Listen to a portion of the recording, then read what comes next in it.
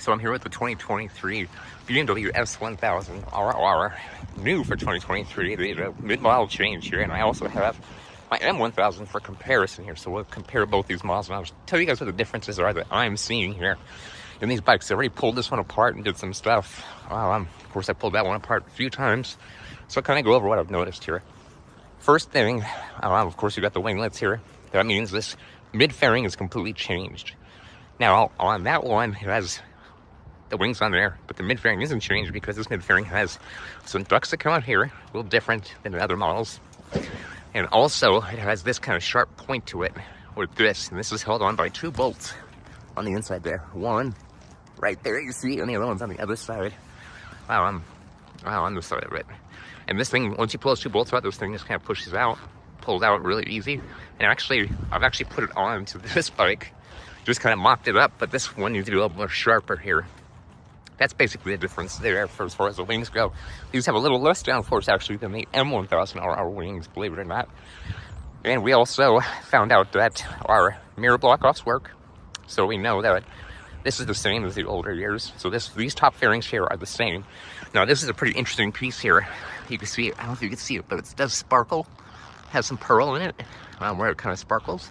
And it is cleared into the bike. So if you like this, you have a white bike, kind of like mine, or maybe the white models like that, or maybe just like the white fairings, you can actually buy this piece and plug it into your bike, and I think they'll plug in just fine. I've transferred them both together, and they fit right in.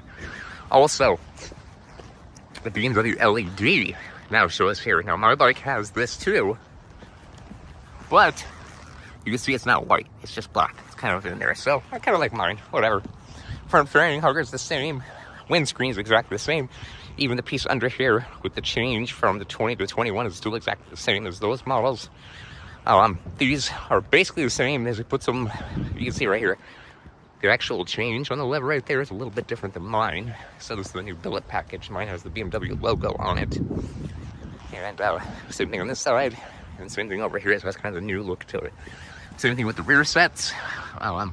These look exactly the same as my rear sets actually. Yeah, looks exactly the same as my rear sets. All the carbon looks pretty much the same.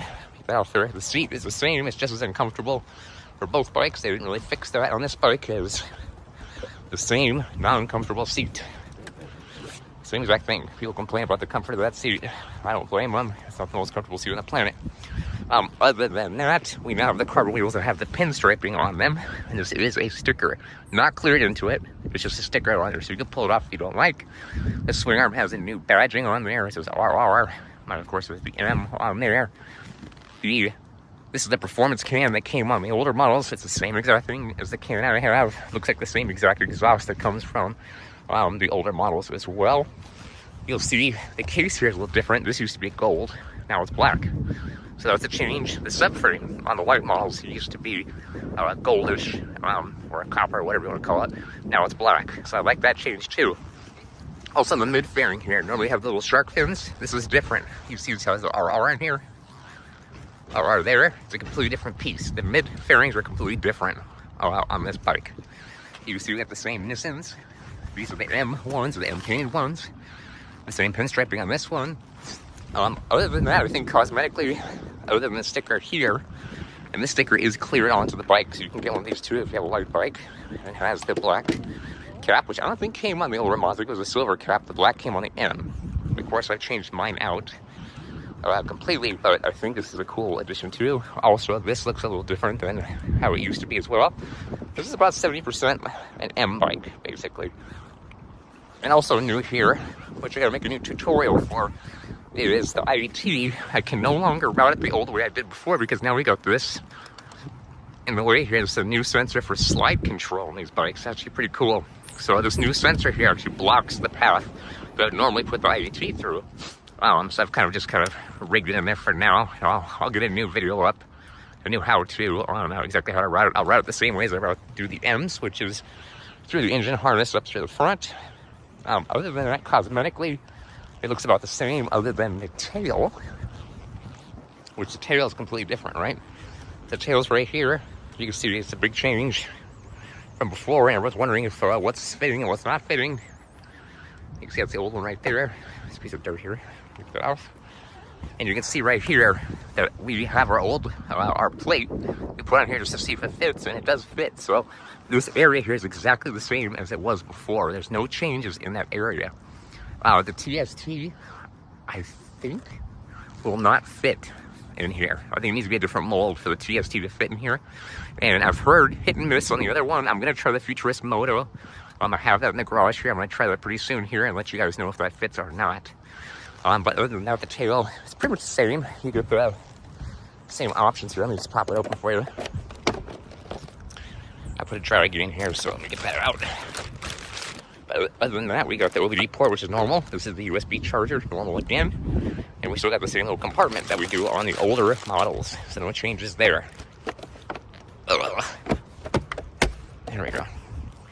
Now, other than those changes, now we gotta start going to the software, which is different. So if I go in my bike, and I turn it on, and I want the sports gauge, the sports cluster here, I gotta go down, all right? So it fires up like this. I go down, I go over to my settings, sport. And if I want the sport cluster, there it is right there. And I key my bike off. Let me key it on again. The sport cluster will be gone. See, it defaults back to the front screen, which a lot of people complained about. On this bike, however, I can start up and the sports screen comes right off the bat. It's like the first thing that'll pop up. Let me see if I have it on sports screen right now. Yep, so it's the sports screen. So it kind of leaves off where you left it in the combi, which is kind of nice. It's a nice new addition. So if you like a cluster or a sports screen, bam, it's right there every time you fire up the bike. No issues right there. I'll be going to the software and things like that and changes to the top end restrictions on this bike and other stuff shortly. Other than that, this is aesthetically from the outside, what you're looking at, what you're playing with. This is pretty much the same bike as the M1000, or 70% there. As far as the steering goes, the fork geometry, there's a few things they did change, but we also changed the cylinder head, of course. You've got the new M cylinder head on this. You've got the new M airbox and the M stacks all on this bike. So it's pretty much like a Frankenstein M engine. It has that dependable K67 bottom end that people are complaining about the oil loss on the M's if they weren't breaking it in right. So it actually turned out really well. So I'll give you guys more on this, but overall it was my first impressions just by looking at the bike. And we'll be playing with these things a lot.